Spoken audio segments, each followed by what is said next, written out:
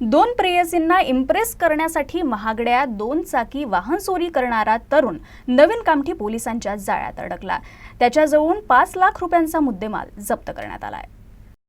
या चोरट्याचं नाव निखिल रहांगडाले असं आहे। नवीन कामठी पोलिसांनी दिलेल्या माहितीनुसार निखिल हा आई वडील आणि भावासह राहत असून वर्धमान नगरातील एका नामांकित महाविद्यालयात BCAचं शिक्षण घेऊन महाराष्ट्र लोकसेवा आयोगाचे वर्ग सुद्धा करतो।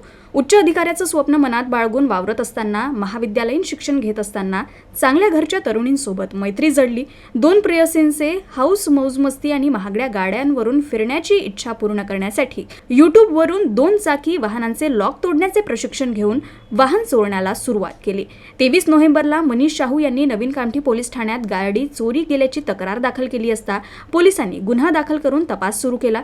नवीन कामठी पोलिसांनी 50 CCTV कॅमेरे तपासून आरोपी निखिल याला शुक्रवारी ताब्यात घेतलं। त्यानं महागडी गाडी चोरी केल्याचं कबूल केलं। पोलिसांनी त्याच्याजवळून गाडी जप्त करून नवीन कामठी पोलीस ठाण्यात आणलं। त्याला विश्वासात घेऊन विचारपूस केली असता त्यानं महाल कोतवाली पोलीस ठाणे हद्दीतून नोव्हेंबर महिन्यात 2.5 लाखाची महागडी गाडी चोरी केल्याची कबुली दिली। पोलिसांनी त्याच्याजवळून दोन्ही महागड्या गाड्या, एक मोबाईल फोन असा एकूण 5 लाख रुपयांचा मुद्देमाल जप्त केलाय।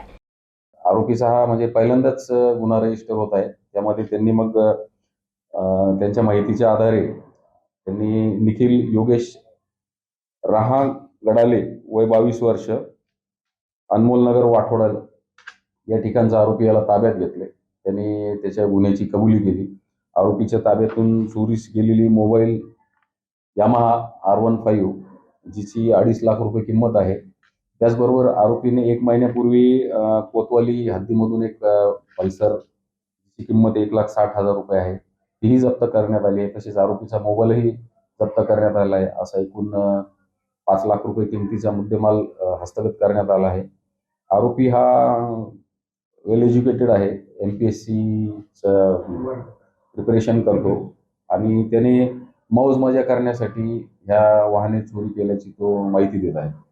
अधिक तपास करून आम्ही त्याच्याकडून आणखी काही वाहने किंवा इतर चोऱ्या त्याने काही केल्यात का याबाबत तपास करीत आहोत।